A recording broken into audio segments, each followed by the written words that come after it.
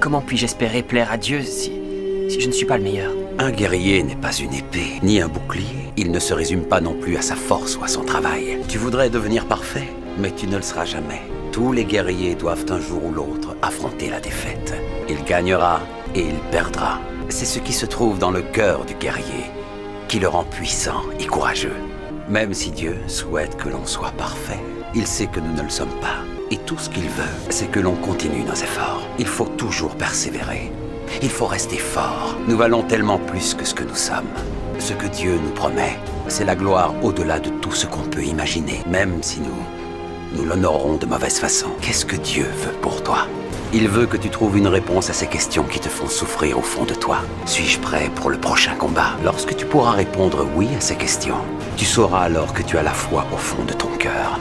Il sera donc temps pour toi d'affronter courageusement l'ennemi. La vie est pleine de dangers, et parfois tu auras la sensation d'être seul au milieu d'une horde de lions qui veulent tous te dévorer, qui tournent autour de toi en attendant de t'attaquer. C'est à cet instant, quand tout sera contre toi et que tu seras en plein doute, que tu auras l'impression de ne pas être prêt. C'est là qu'il faudra écouter la voix au fond de ton cœur, cette petite voix qui te dira « Ne crains rien, tu es prêt, tu es fin prêt pour le combat, tu as fait tout ce qu'il fallait pour y arriver. » C'est ça, la voix de Dieu. Abandonne toutes tes craintes et tes peurs, parce que lorsque Dieu est à tes côtés, personne ne peut rien contre toi.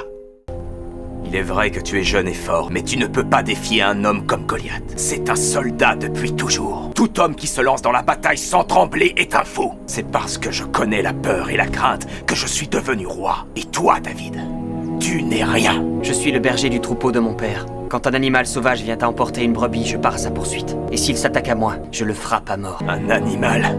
Je ne crains pas Goliath. Le Seigneur sera mon sauveur face à ce Philistin. Je serai le plus fort. Peut-être que Dieu est avec toi. Si c'est le cas, aie confiance. Va, et rapporte-moi la tête de ce géant. Je te donne mon armure. Je n'en ai nul besoin. Le Seigneur est mon armure. Gagne cette bataille aujourd'hui, David. Et demain, je gagnerai la guerre. Alors tu t'en vas? Je ne doute aucunement de ta force. Mais c'est Goliath que tu vas affronter. Je pense que tu dois reconsidérer la chose. Si tu sais faire confiance au Seigneur, alors aie confiance en moi. Reviens-moi. Je te le promets. Suis-je donc un chien pour que tu viennes désarmer? Je viens à toi au nom du divin guerrier, le Dieu de mon peuple que tu as offensé. Je vais te trancher la tête. Tout le monde saura que Dieu est maître du combat et que c'est à lui que revient la victoire. Quand je te démembrerai, je donnerai tes os à ton peuple. Et je donnerai ta chair à manger aux oiseaux et aux bêtes. La victoire de David sur Goliath avec sa fronde devint une légende. Le temps venu, David réunit les tribus d'Israël et établit son royaume. Sa vie fut un combat permanent, mais jamais il ne perdit la foi.